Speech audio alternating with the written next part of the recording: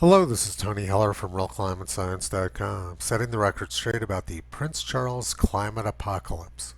Breaking: Britain's heir to the throne, Prince Charles, urges a worldwide shift, i.e. global reset, is required as we're literally at the last hour before the climate apocalypse hits humanity. The royal family owns some of the largest houses in the world, and they have some of the largest carbon footprints in the world as well. And Prince Charles wants all the little people to make changes to their lifestyle to save the planet from climate change.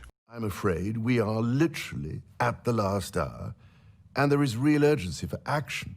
With the urgency required, I hope, ladies and gentlemen, you will join me to drive a new Marshall-like plan for nature, people, and planet, led by the private sector, to align our collective efforts and resources for the highest possible impact. We need a shift in our economic model that places nature and the world's transition to net zero at the heart of how we operate, prioritizing the pursuit of sustainable, inclusive growth in the decades to come. There is hope that we can transform the situation, but I'm afraid we are literally at the last hour, and there is real urgency for action. This is pretty much the same story which Prince Charles was saying 30 years ago. November 9th, 1993, Prince Charles speaks about global warming. Prince Charles urged Saudi and British oil merchants Monday to address the threat of global warming at once. This is an issue which we have to address now, not in 10 or 20 years' time.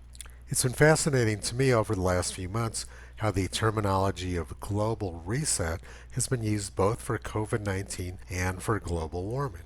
Globalists have already successfully decimated the airline industry, and they're doing everything they can to make sure that people are locked up as close as possible to home at all times. The proposed solutions for COVID-19 are magically identical to the proposed solutions for global warming.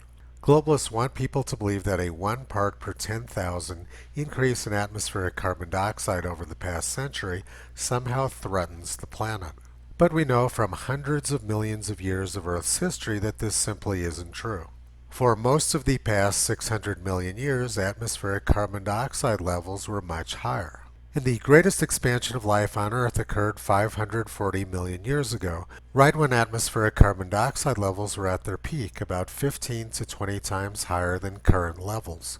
There's no legitimate scientific reason to believe that increased carbon dioxide levels threaten the planet. We also know that people are much less likely to die now from bad weather than they were 100 years ago. And the number of people dying around the world from natural disasters has also plummeted over the past century.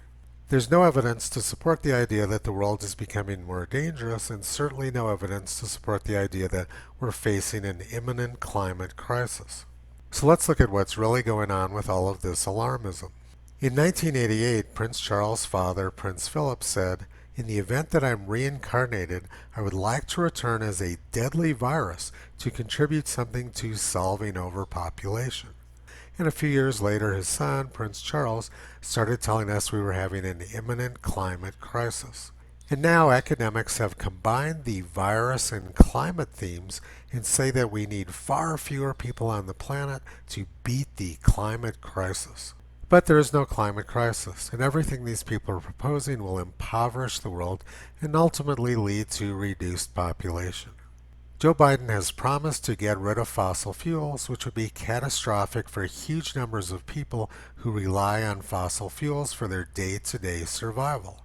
I guarantee you, we're going to end fossil fuel, and I am not going to cooperate. It's important for people to understand what we're dealing with. This is not about climate, it's not about a virus, it's about reducing the world's population.